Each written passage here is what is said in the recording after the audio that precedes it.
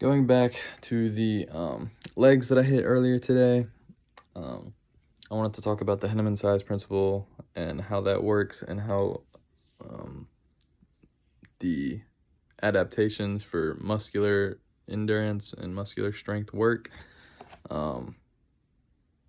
and the three hallmarks kind of. So I kind of quit squatting for a while because I had a little bit of back problems, but I slowly started getting back into it.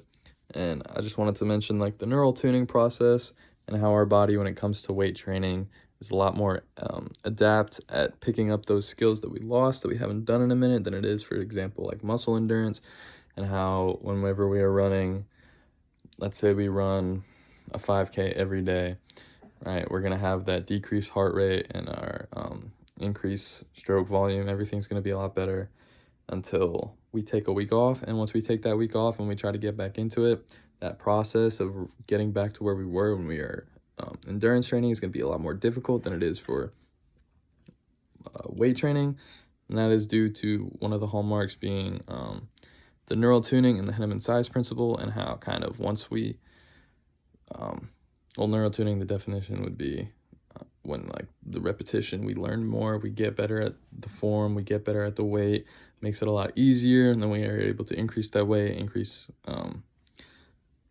that load. And then the Henneman size principle is the